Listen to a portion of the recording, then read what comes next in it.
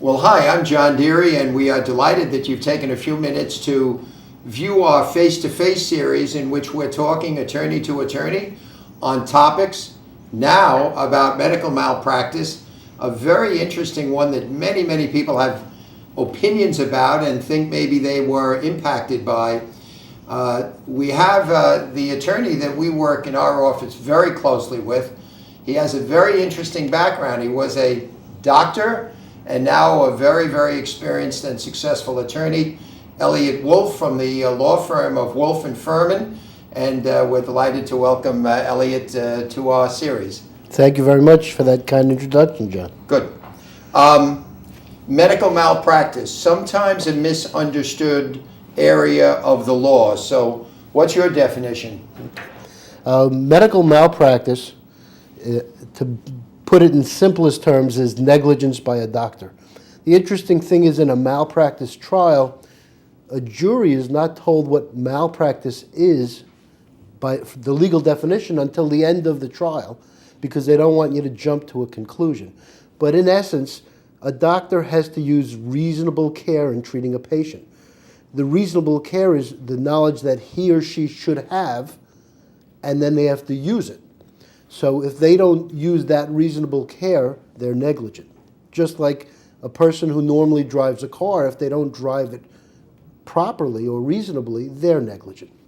I often hear the term deviation associated with malpractice. What does that mean?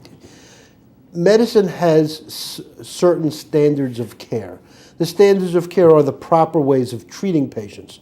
Unfortunately, most of the standards of care are not written down or codified. And as a result, the standards of care are open to opinion.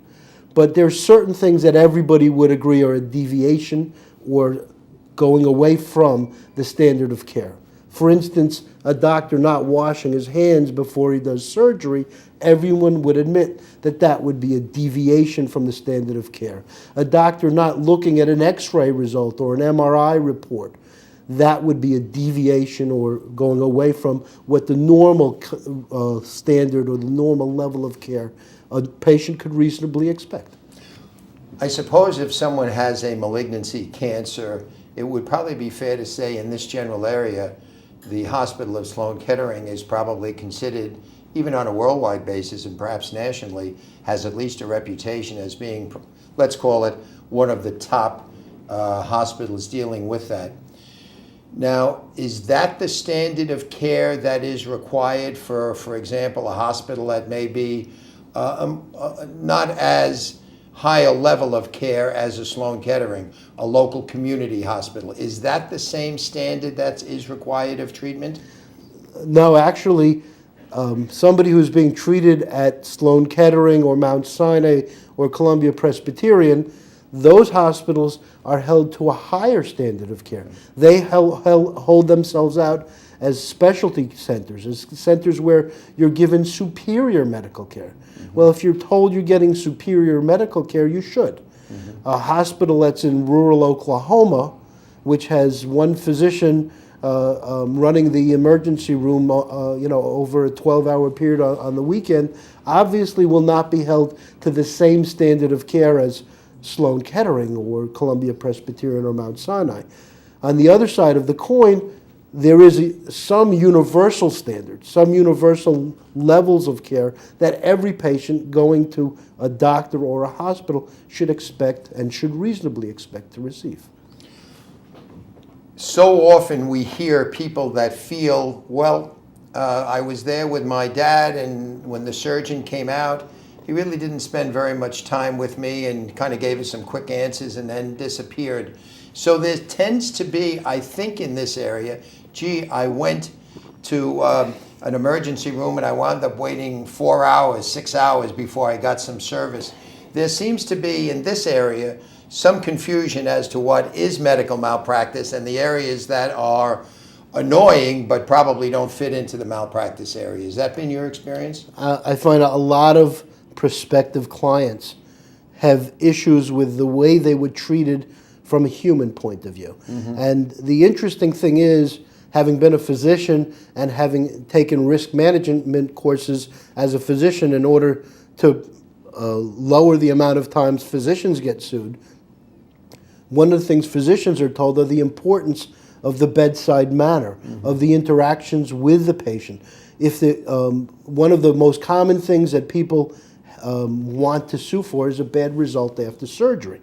Well, if the doctor before surgery explained, listen, there's a 10% chance that even if everything is done right, you can end up with this bad result, and the patient ends up with that bad result, the patient, if they were properly instructed and educated by the physician beforehand, and that the physician treated them not like a number but as a human being, and told them as they progressed that they in fact fell subject and are suffering from the very possible complication he told them was possible, that physician probably will not get sued, and that patient will have understood going in why this was a possibility and why they don't have a basis for a lawsuit.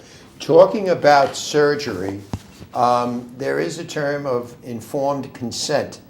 How do you deal with that as an attorney handling medical malpractice cases? And does it mean if a patient who is now anticipating tomorrow or in a week, they're going to have a particular surgical procedure, here, right here, just sign right here, and then something goes wrong that is in fact malpractice, does that informed consent signature eliminate any possibility of a person having a suit and going forward? Signing a form authorizing the surgery, I find pretty much universally doctors don't spend the amount of time with patients that should be spent, and patients sign it without reading them more often than not. Signing that does not preclude or give up one's rights to bring a suit for lack of informed consent. But the law for lack of informed consent is very, very specific. If somebody wants to bring a lawsuit for lack of informed consent, it's not enough for them to say, well, I wasn't told this, and had I been told this, I would not have had surgery. The standard that a jury is asked to answer is the following. Would a reasonable person in the position of a patient, would they have agreed to undergo the surgery had they been fully instructed? A doctor has a duty to tell a patient, this surgery should work 90% of the time or almost all the time, but there are the following complications. And they don't have to tell you complications that are 1 in a million, but complications that are significant and have a chance of occurring that I would say is at least a 1% chance. If something has 20 different complications that have a 1 or 2% chance of occurring, I think a patient should be educated about that, because then there's a 20 or 30% chance or even more that the surgery will fail, and the position the patient will be in if and when the surgery fails. A patient should be instructed about that before they submit to a surgical procedure. There are certain classifications, sort of in a general way, of what constitutes malpractice, and I'd be interested in your comments on each of them. One would be a misdiagnosis. What does that mean? Okay. A misdiagnosis is obvious. What the word is saying is somebody makes a wrong diagnosis. If and the law is very favorable for physicians, because malpractice, when it is defined under the law, it states if the doctor makes a diagnosis that's unreasonable, that is, if he does not use his or her best judgment. So if there's a judgment call between two diagnoses and the doctor chooses the wrong one, just because that doctor chose the wrong diagnosis and made a misdiagnosis, that might not be malpractice. But there are other questions that the lawyer would have to ask.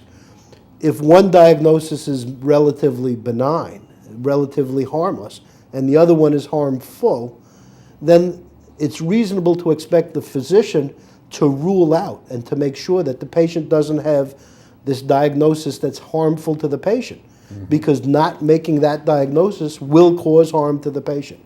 So those misdiagnosis cases are important.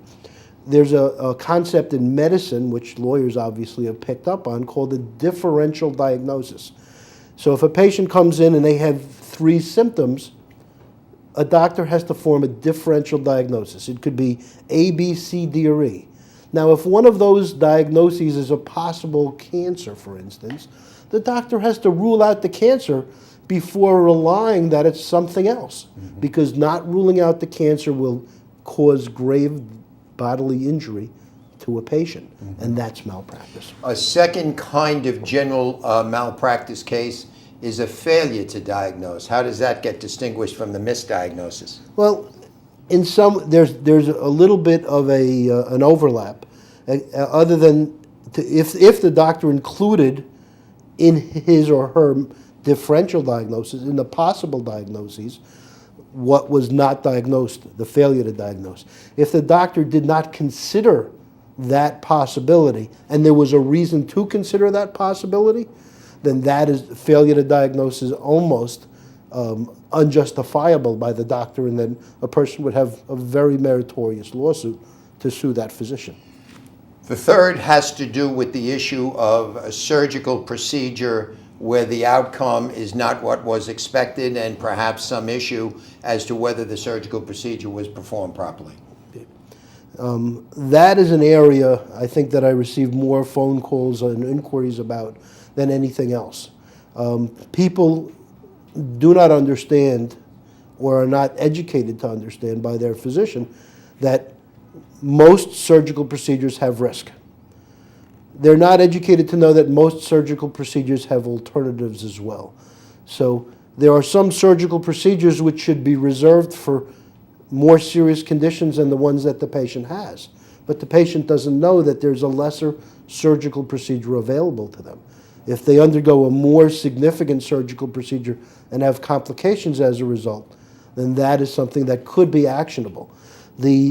A lot of patients have complications from surgery which are normal complications. Sometimes there's a failure to heal, sometimes an infection can occur, sometimes the results are less than optimal even in the absence of malpractice.